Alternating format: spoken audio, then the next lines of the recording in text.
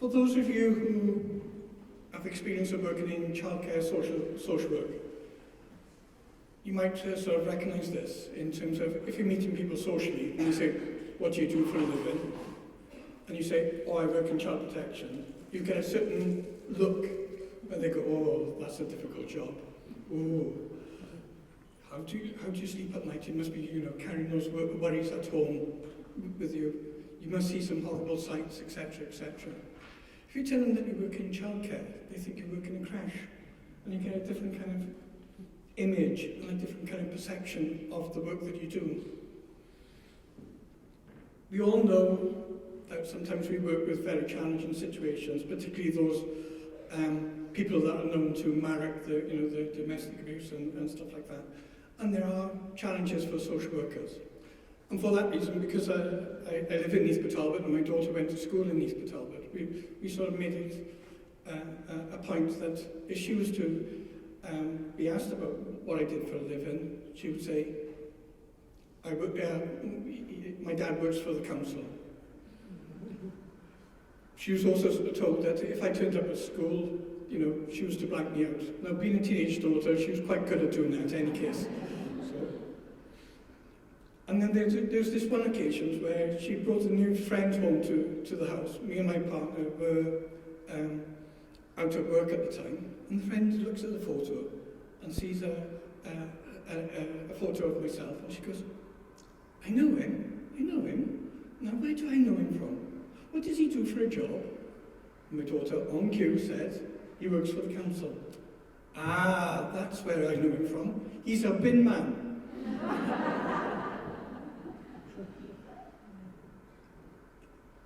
Given the choice of being seen as the bin man or the child protection social worker when I visit a family for the first time, I'd rather be seen as the bin man. And the reason for that is for this, the triangle. Not any old triangle, but the Kaufman drama triangle.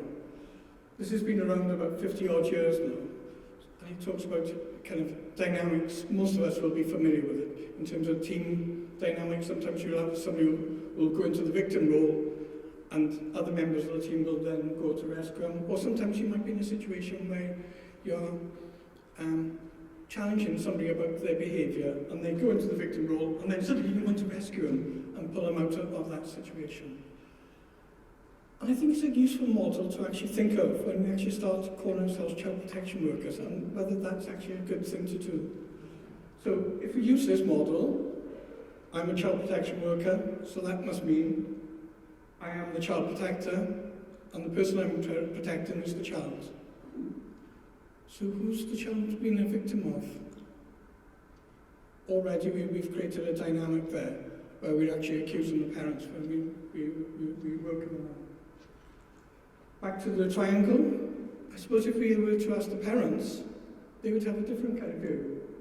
They would see themselves as protective parents. They might have their issues, they might have their difficulties, I have to recognise that.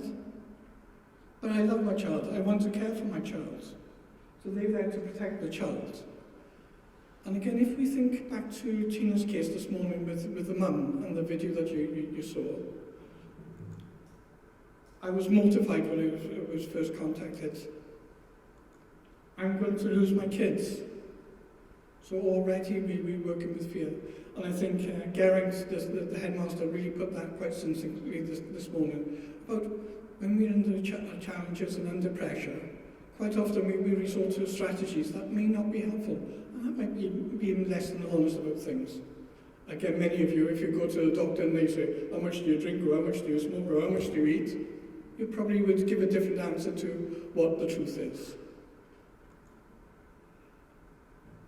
East Talbot, from the director, heads of service, principal officers, managers, always want us to know what the view of the child is. So if you used to go back to the triangle and think about the child, I would argue that for many of the children, the drama triangle would mean that they would see themselves on a hand to protect their parents.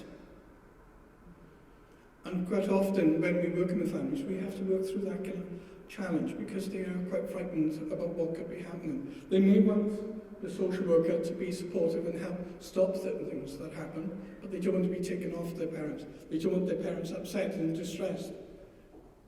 They may love and have a very strong bond with their parents, but they may also want certain things to change. But I qualified just as the Children's Act was coming into being, and one of the criticisms that was about at that time was that while it was important that things needed to happen in a more timely manner, there was a real risk that we'd end up being process-driven, so that it was more about the processes and more about the evidence that we lose sight of things.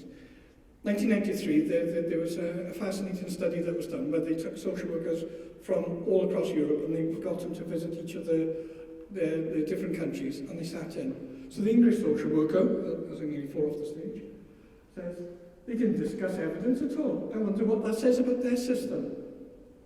We spoke about it most of the time, and I wonder what that says about our system. French social worker says, all this talk about evidence and proof, the child is suffering. Can't they see that? They also went on to make another important point. So, one of the principles of the Children's Act is best interest of the child is paramount. And they said, in France, we say something similar, but we say the best interest of the child is paramount in the context of the family. So you've been hearing a lot about the outcome-focused approach today. And I think quite importantly, as you heard from Andrew Jarrett earlier, is it's not a process, it's not a tool that we just deploy. It's actually a conceptual thinking. It's important that we think about our value systems, we think about our language, and we think about how we work with people.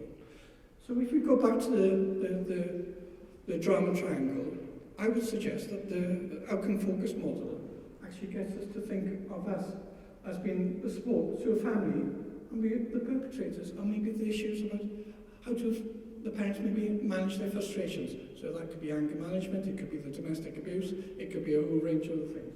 How do they get support around their substance misuse? How do they get support around their mental health?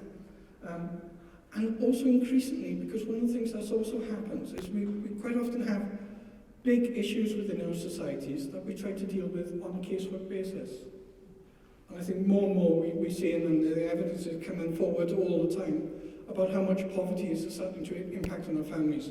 68,000 kids in Wales are likely to go to bed hungry during the school holidays because they can't get free school meals.